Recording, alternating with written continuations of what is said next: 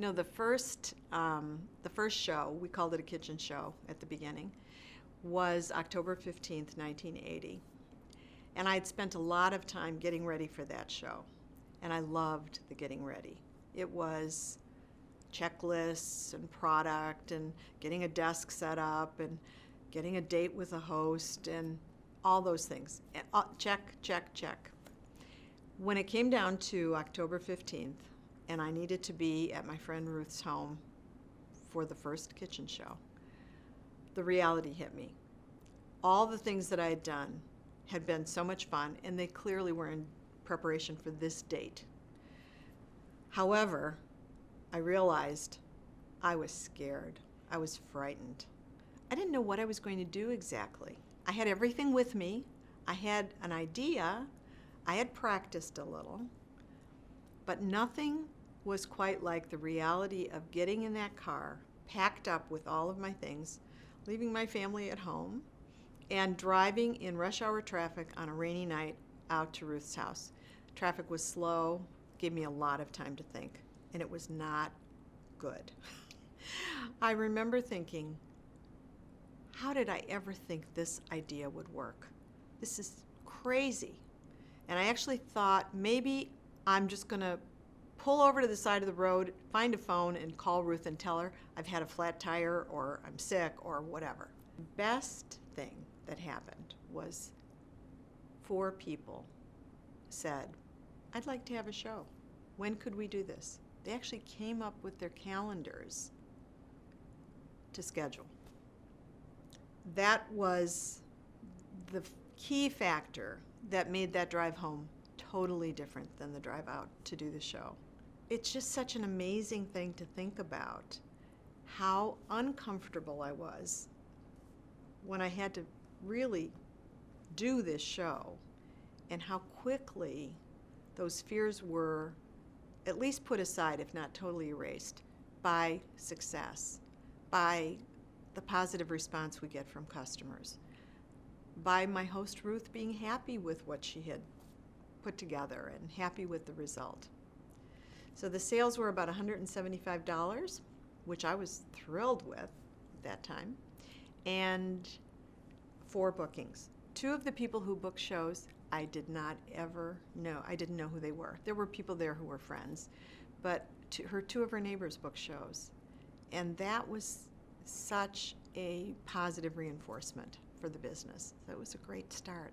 So I kind of wanted to have both ways. I wanted to have a job that I liked and that would really interface with my family easily. So I started thinking about my friends seemed to demonstrate that they didn't like to cook, or they found it to be a real chore. And they also, friends and family, when they would come to my house, I had a very simple kitchen. It wasn't a grand, beautiful, wonderful kitchen. But as in all homes, I think guests often come to the kitchen if there's something going on there. And I noticed that they would say to me, where did you get this cutting board, knife, serving spoon, kitchen shears, things that I used in my kitchen that I thought were pretty basic, matter of fact. And they seemed to say, not only did they want to know what it was, they didn't know where to get it. And they would say, would you just pick that knife up for me? Or one time it was even somebody who said, I don't have a fork like that, you know, a serving fork that you can use to get meat out of the oven, or, you know. And I found it so strange, but I started to realize that there was a pattern here, and that perhaps there was something that I could do around helping people find the basic tools that would help make cooking faster and easier for them, and that would help them enjoy cooking more. Because to me, the tools were always sort of fascinating and helpful in getting cooking done. And I love to cook. So I wasn't sure I could turn them into people who love to cook, but I thought I could turn them into people who could cook more efficiently and better with the right tools. The business really runs very parallel to my training and my interest in healthy eating. Food is powerful. And And sitting down together around the table is powerful. Cooking is more important and more focused on today than it was in 1980. So I see cooking, and more importantly, the benefits of cooking, that sense of worth because I've done something that's nourished my family and they like it, the sense of pride that I am able to do something efficiently and I know that it's good for the people who are going to eat it.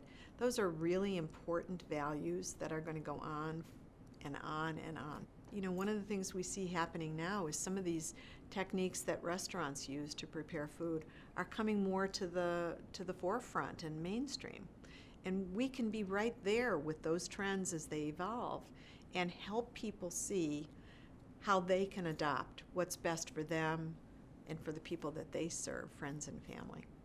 I think cooking is going to be with us for a long time.